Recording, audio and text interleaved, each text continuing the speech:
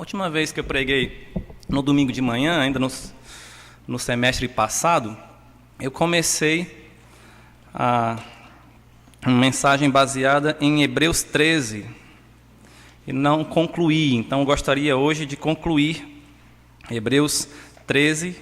Peço para os irmãos então abrirem suas Bíblias para Hebreus 13, são apenas os primeiros 6 versículos. Hebreus 13. Também gostaria de fazer referência, temos aqui conosco a esposa e filha do pastor Luiz Menezes, né? A nossa igreja está orando por ele, por causa da sua saúde. Nós agradecemos a presença das irmãs. E claro, todos os visitantes conosco também sejam muito bem-vindos e que Deus abençoe a cada um. Hebreus 13, versos de 1 a 6, diz assim: Seja constante o amor fraternal. Não negligencieis a hospitalidade, pois alguns praticando-a sem saber acolheram anjos. Lembrai-vos dos encarcerados, como se presos com eles, dos que sofrem maus tratos, como se, com efeito, vós mesmos em pessoa fosseis os maltratados. Digno de honra entre todos seja o matrimônio, bem como o leito sem mácula, porque Deus julgará os impuros e adúlteros. Seja a vossa vida sem avareza. Contentai-vos com as coisas que tendes, porque Ele tem dito: de maneira alguma te deixarei, nunca jamais te abandonarei. Assim afirmemos confiantemente: o Senhor é o meu auxílio, não temerei. Que me poderá fazer o homem? Vamos orar mais uma vez. Nosso bendito Deus e Pai, peço a Tua direção para o estudo da Tua palavra. Nos ilumina, Senhor, com Teu Santo Espírito e que possamos aprender lições importantes, preciosas para a nossa vida e colocá-las em prática. Eu peço em nome de Jesus. Amém. Esta carta foi escrita possivelmente a um grupo de judeus, por isso fala aos hebreus, e parece que este grupo estava meio querendo se desviar ou voltar às suas práticas antigas, deixando a sua confiança em Cristo, naquela nova crença, no seu novo estilo de vida, porque creram em Jesus Cristo. Então, eu estou falando de estilo de vida porque eles deixaram aquelas práticas do judaísmo e agora criam em Cristo, viviam uma vida diferente, sem mais aqueles sacrifícios ou sem mais aquelas ordenanças típicas da religião judaica. Porém, talvez por causa da perseguição, talvez por causa do desprezo dos seus compatriotas ou dos seus irmãos, eles queriam voltar àquelas práticas antigas. E o escritor aos Hebreus, nós não sabemos, com certeza quem foi que escreveu esta carta, mas a mensagem desta carta é a superioridade de Cristo em sua pessoa e obra. E isso deve fornecer aos crentes vacilantes um forte incentivo em direção à maturidade e à perseverança na fé. Então, o objetivo é perseverar na fé em Cristo. Por quê? Porque Cristo é superior a qualquer outra coisa, a qualquer outra crença ou prática religiosa que eles conheciam no passado. Há vários versículos que falam sobre isso, como o versículo 1 do capítulo 2, por esta razão importa que nos apeguemos com mais firmeza às verdades ouvidas para que delas jamais nos desviemos. Também Hebreus 3 e 14, porque nos temos tornado participantes de Cristo, se de fato guardarmos firme até o fim a confiança que desde o princípio tivemos.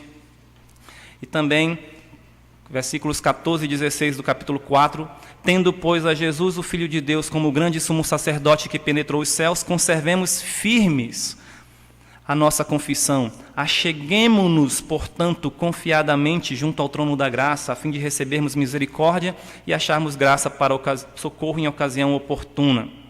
Veja também, o capítulo 10 intensifica mais essa admoestação, sobre o proceder do crente por meio de Cristo. Ele fala assim: aproximemo-nos, versículos 22 e 23, aproximemo-nos com sincero coração, em plena certeza de fé. Aí, passando para o 23, guardemos firmes a confissão da esperança sem vacilar, pois quem fez a promessa é fiel.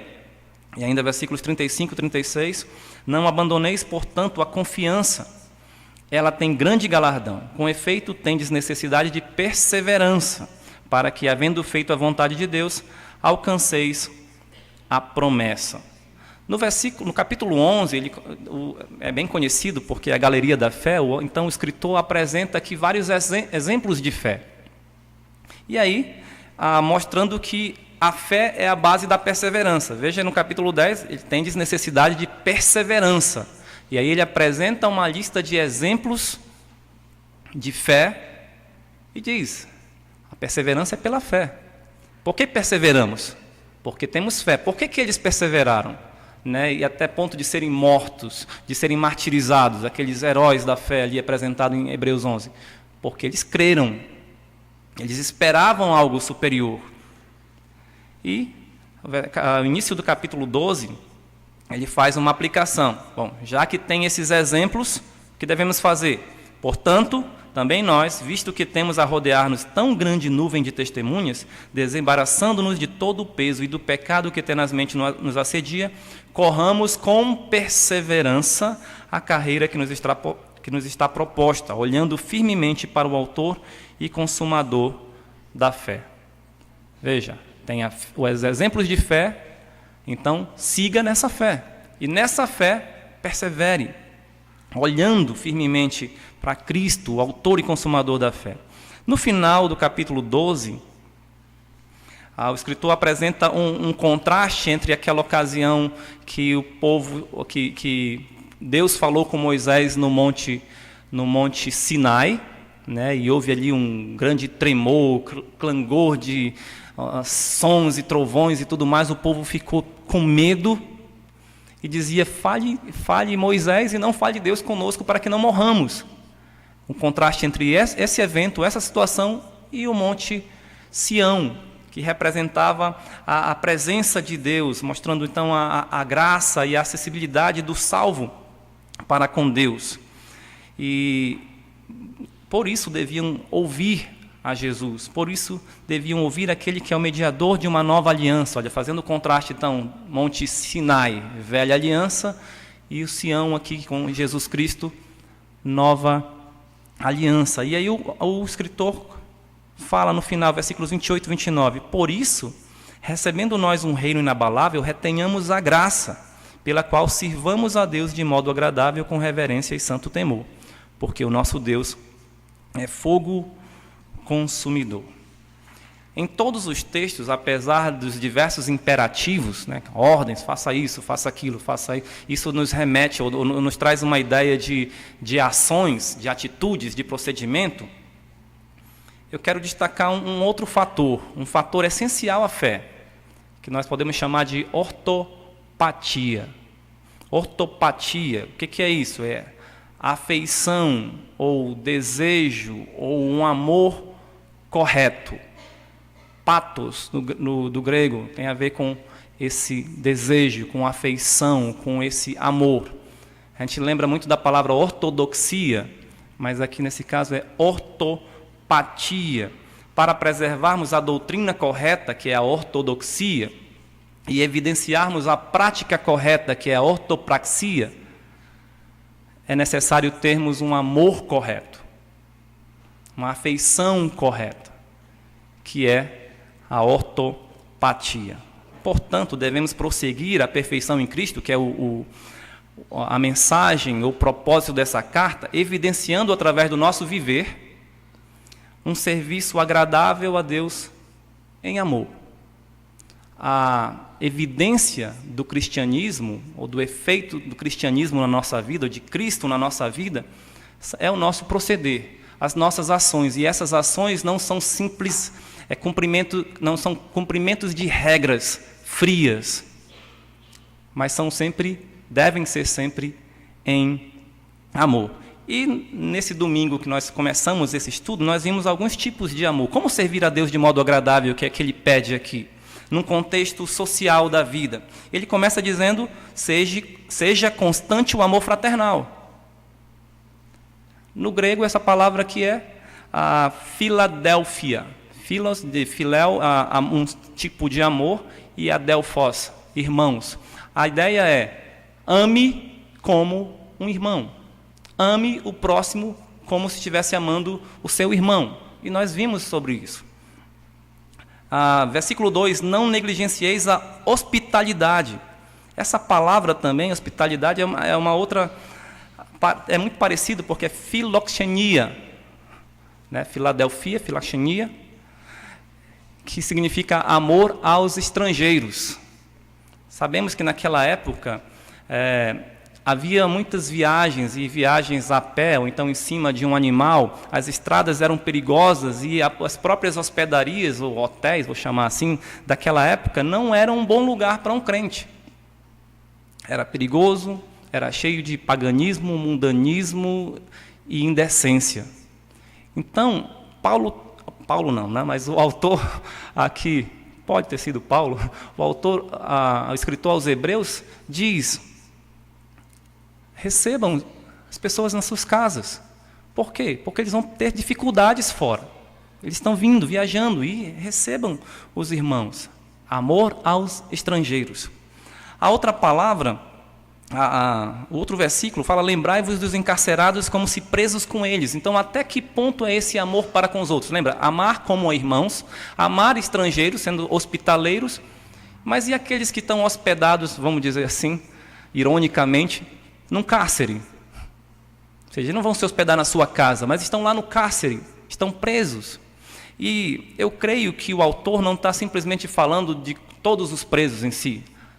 Não significa que nós não devamos fazer essa assistência aos presos. Existe até uma missão, uma agência missionária chamada Rocha Eterna, cujo propósito é assistir espiritualmente aos presos.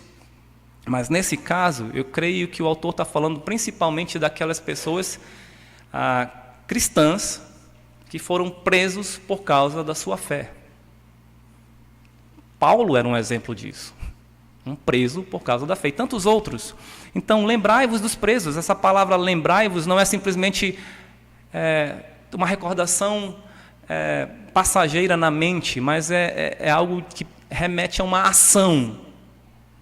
Como o próprio ladrão na cruz falou com Jesus: lembra-te de mim quando estiveres no teu reino. E aquela lembrança de Jesus foi através de uma ação, ou seja, algo que aconteceu de verdade. Hoje mesmo estarás comigo no paraíso. Então devemos lembrar dos encarcerados, especialmente aqueles que foram presos por causa de sua fé. Eu sei que isso não é muito comum aqui no Brasil. Eu não sei de alguém que foi preso por causa de sua fé. Talvez um dia aconteça. Com as novas leis que estão chegando aí, pastores sejam presos por causa da doutrina, por causa da fé em Cristo. Mas há muitos países que acontece isso. Estamos orando por eles. Se estivéssemos nessa situação, iríamos lá, correndo o risco até de sermos presos, ou de sofrermos retaliação. O autor diz: ame os encarcerados. Veja então que o cristianismo precisa demonstrar o seu poder, né, através de um amor correto. Amar os outros como irmãos. Amar os estrangeiros, ou seja, aqueles que precisam de hospedagem. E isso a gente pode fazer ainda hoje com os missionários que vêm, outros irmãos que vêm aqui. Lembra que essa hospedagem aqui não é porque alguém vem passar férias, não está falando disso, mas aquele que precisa, né, que está necessitando. Amar aqueles que estão encarcerados ou aqueles que sofrem maus tratos, como se nós fôssemos os maltratados, é o que diz aqui. E agora, chegando no ponto de hoje,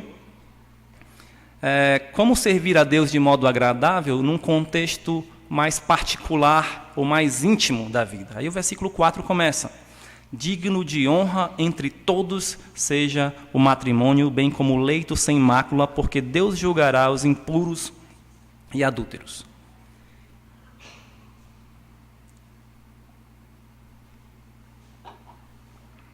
Infelizmente, muitos crentes aparentam ser fiéis naquelas outras áreas. Aquilo que está num contexto mais social, aquilo que é mais visível fora de casa, fora do seu lar. Eu sirvo na igreja, eu até faço evangelismo, né, e trabalho em tantas áreas, posso cantar no coral, sou professor da escola dominical, sou isso, sou aquilo outro, pertenço a um conselho ou a uma diretoria. Mas muitas vezes esses irmãos que parecem tão ativos fora, perdem ou falham no contexto do seu lar, no amor no seu lar. Digno de honra entre todos seja o matrimônio. Aqui há uma ordem: seja honrado o seu matrimônio. Ou, em outras palavras, honre o seu casamento. Ou seja, você que é marido, honre sua esposa, ame sua esposa, para que o casamento, o matrimônio seja digno de honra, seja honrado. Você que é esposa, honre seu marido, respeite-o, ame-o, para que o seu casamento, seu matrimônio seja honrado. No último casamento que tivemos aqui na igreja, foi bem interessante. Não só aqui dentro, mas quando eu olhei lá fora, tinha duas mesas grandes assim de jovens. 2 mesas. E essas 2 mesas de jovens estavam cheias de casalzinho, né? Aí eu falei, olha só, vai acabar com a mocidade da igreja. Quem serão jovens futuramente? Todos vão casar. Aí, cheio de casais, eram poucos os solteiros. Solteiros que eu digo, sem uma namorada ou um namorado. Todos vão logo casar. Será que todos dão essa importância devida ao matrimônio? O que é o casamento? A importância que Deus dá, veja, digno de honra entre todos, seja o matrimônio. Teremos mais dezenas, então, de casamentos aqui, daí pela frente. Só esse ano ainda temos mais uns 2 ou 3, e ano que vem tem mais um, pelo menos no início, e não sei quantos mais pela frente.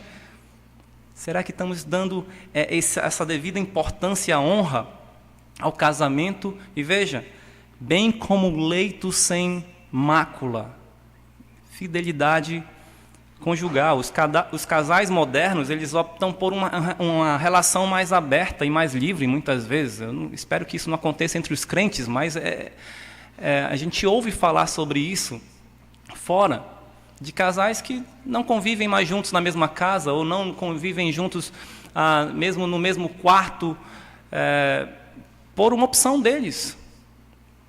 E pode ter relacionamentos externos, fora do casamento, por opção deles. A fidelidade deixou de ser crime e deixou também talvez de ser um tabu, né? É uma regrinha simples que pode ser quebrada à vontade. O casamento não é mais digno de honra, na verdade ele é motivo de chacota, de piada. As pessoas não incentivam mais o casamento. Não, vê se vai dar. O namoro também, por causa disso, por causa da filosofia ou da cosmovisão deste mundo, é totalmente antibíblico. Os jovens buscam um ao outro não com o intuito de casar, de constituir uma família, mas apenas deseja tocar ou ser tocado. E se não der certo, parte para outra. É um entretenimento. O namoro hoje em dia, até no mundo, né, é diferente.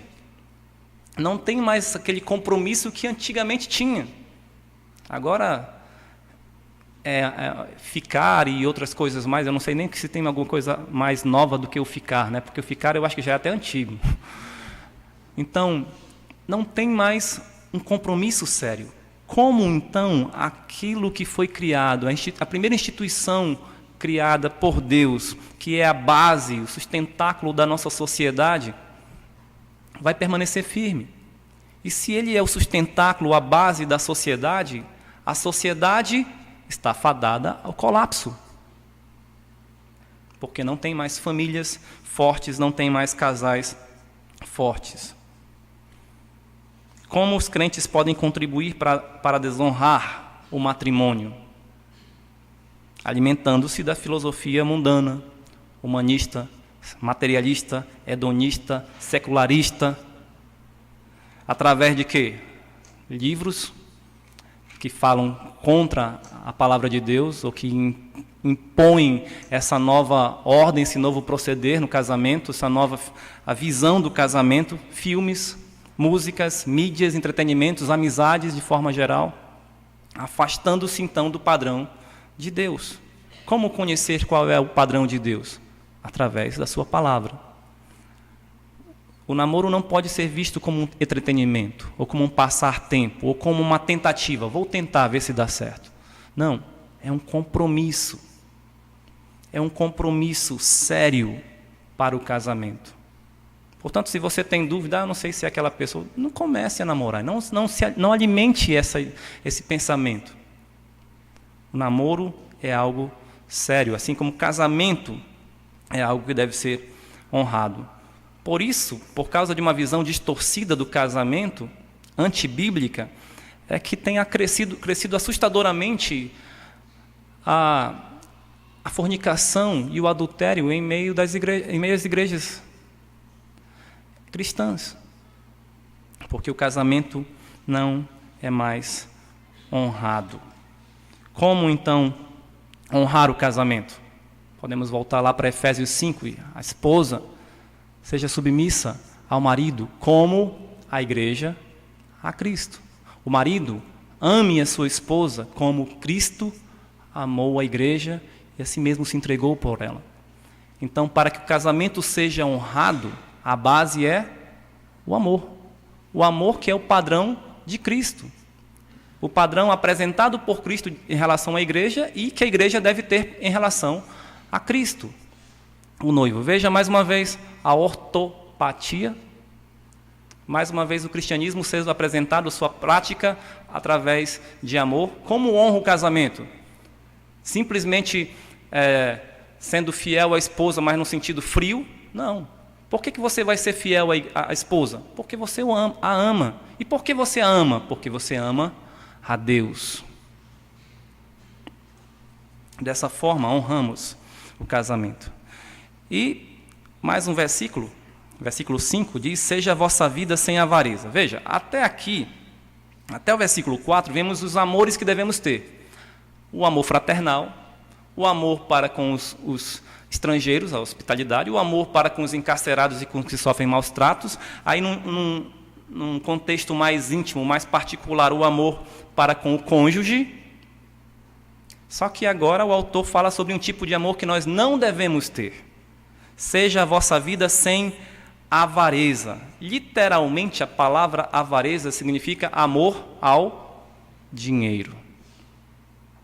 Amor ao dinheiro. Nossa vida deve ser cheia do amor de Deus e ao próximo, mas não ao dinheiro e aos bens materiais. É interessante que é colocado logo após o casamento, porque isso é motivo, né? A avareza, problemas financeiros, é motivo para muitos divórcios. Além do mais, isso é motivo para que não cumpramos as primeiras ordens.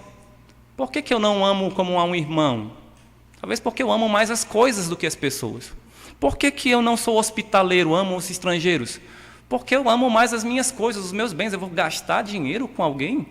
Eu vou estar dando comida para ele? Eu vou gastar a energia elétrica da minha casa para ele? Eu vou ter que gastar minha gasolina por causa da pessoa?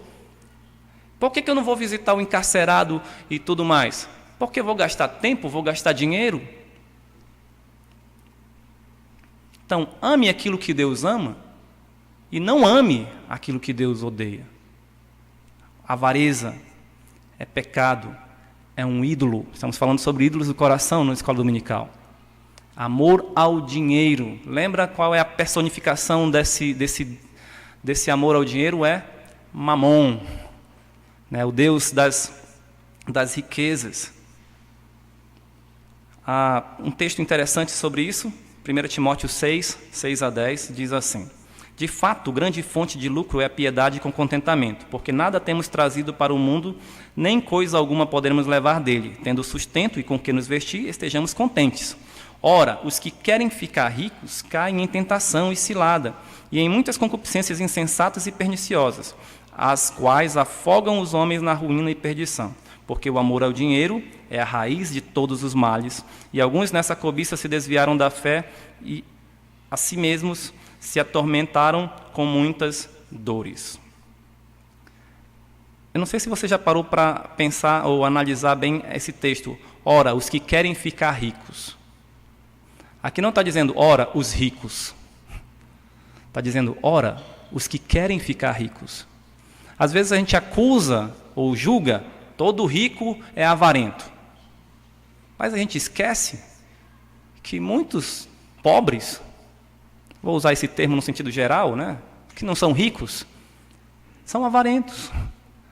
Eles buscam o dinheiro, eles amam o dinheiro, eles querem ser ricos. Os que querem ser ricos. Em Provérbios fala sobre aquele que quer enriquecer às pressas, não é? Quer ficar rico de uma hora para outra. Você já viu um pobre trabalhador reclamando da vida por falta de dinheiro? Ah, se eu tivesse dinheiro. Ah, minha vida é miserável por causa disso. E está murmurando, e murmuração é o quê? Pecado. Por que murmuração é pecado? Porque eu não aceito a vontade de Deus, a soberania de Deus, a condição a qual Ele me deixou. Eu não confio que Deus pode me tirar até dessa condição. Eu não estou dizendo com isso, então, que aquele que é pobre e miserável tem que se contentar com tudo. Aqui está dizendo, contentai-vos com as coisas que tendes. Ah, eu tenho que me contentar agora com o que eu tenho e vou ser pobre para o resto da vida. O problema é a murmuração por causa disso. Então, o que o crente deve fazer se ele está numa situação de adversidade? Trabalhar honestamente e confiar em Deus. Isso não significa que ele vai se tornar rico. Mas ele vai honrar a Deus. Quando faz essa murmuração por causa de dinheiro, mostra que o Deus dele é o dinheiro. Não podemos, então, ficar simplesmente de braços cruzados, mas trabalhar, confiar em Deus. Por quê? Porque a nossa satisfação deve estar em Deus. É o que diz ainda o versículo. Contentai-vos com o que tendes, porque Ele tem dito. O que Ele tem dito? De maneira alguma te deixarei e nunca jamais te abandonarei. Olha, contente-se com as coisas que tendes. Porque Ele tem dito, é uma explicação da afirmação que Ele faz. E aí Ele diz, contentai-vos com o que tendes, eu não vou te deixar. Essa frase aqui, eu não sei se existe uma forma mais enfática e segura de dizer que Deus nunca vai nos abandonar. Veja, de maneira alguma, já é uma forma negativa, né? Te deixarei é outra, nunca é outra, jamais é outra, te abandonarei é outra. Existe uma forma mais enfática de dizer que Jesus Cristo, o nosso Senhor, nunca vai nos abandonar? Nunca vai nos desamparar? Nunca vai nos deixar? Contentai-vos com aquilo que tendes, e o que você tem de mais precioso é a sua salvação em Cristo Jesus. É Cristo, o seu Senhor, o seu Salvador. Ele deve ser o nosso contentamento, Ele deve nos satisfazer por completo. E por isso devemos então afirmar confiantemente, como diz o versículo 6, o Senhor é o meu auxílio, não temerei. Que me pode fazer o homem? Se nós lêssemos o Salmo 118, a gente ia entender melhor, mas por causa do tempo, estamos concluindo, podemos perceber que ele é usado com uma confiança em Deus. Ele vai me ajudar nas minhas dificuldades, nas minhas adversidades. Ele vai me livrar do meu inimigo. Nele eu tenho refúgio. E eu lembro então o que Paulo fala, Filipenses 4, versículo 13. Primeiro ele agradece pela oferta que ele recebe dos filipenses, da igreja de Filipos. Ele diz que aquilo não é porque ele estava passando por necessidade, simplesmente por isso, mas porque ele aprendeu a viver contente em toda e qualquer situação. Ele sabia passar por necessidade, por adversidade ou mesmo pela prosperidade. Então ele fala, tudo posso naquele que me fortalece. Em quem? Em quem que ele pode tudo? Quem é que fortalece? Cristo. Jesus Cristo. No final das contas, então, o nosso amor por Cristo nos dá o contentamento. Em tudo. Não precisamos amar o dinheiro, ou as coisas, ou os bens materiais. Por quê? Temos Cristo, que nos satisfaz plenamente, que nunca nos abandonará. Muitas vezes pensamos que o cristianismo é um simples conjunto de doutrinas e práticas. Porém, o cristianismo é, antes de tudo, uma vida de amor. uma vida de amor a Deus e aos homens. O cristianismo envolve uma vida que se aprende a amar o que Deus ama e odiar o que Deus odeia.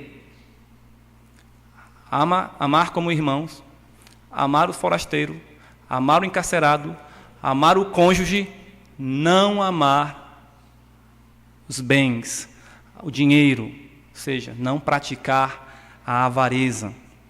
Portanto, em Cristo podemos amar os irmãos fraternalmente.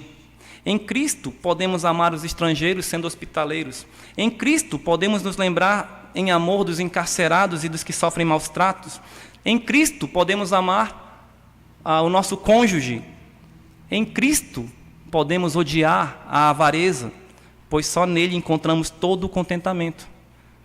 Repetindo o versículo 28 do capítulo 12, retenhamos a graça pelo qual servimos a Deus de modo agradável, com reverência e santo temor. Ou seja, na graça de Cristo podemos servir a Deus de modo agradável. Veja também o versículo 15 do capítulo 13. Por meio de Jesus, pois, ofereçamos a Deus sempre sacrifício de louvor, que é fruto de lábios que confessam o seu nome. Não negligencieis igualmente a prática do bem e a mútua cooperação, pois com tais sacrifícios Deus se compraz. Aí veja o versículo 20. Ora, o Deus da paz, que tornou a trazer dentre os mortos a Jesus, nosso Senhor, o grande pastor das ovelhas, pelo sangue da eterna aliança, vos aperfeiçoe em todo o bem, para cumprirdes a sua vontade, operando em vós o que é agradável diante dele. Por quem? Por Jesus Cristo, a quem seja a glória para todo sempre. Amém. O cristianismo, então, é a prática do amor, mas o amor por meio de Cristo. Dessa forma, nós perseveramos na fé. Dessa forma, nós servimos de modo agradável a Deus. Dessa forma, nós nos aperfeiçoamos em Cristo, que é superior a todas as outras coisas. Amém? Vamos orar.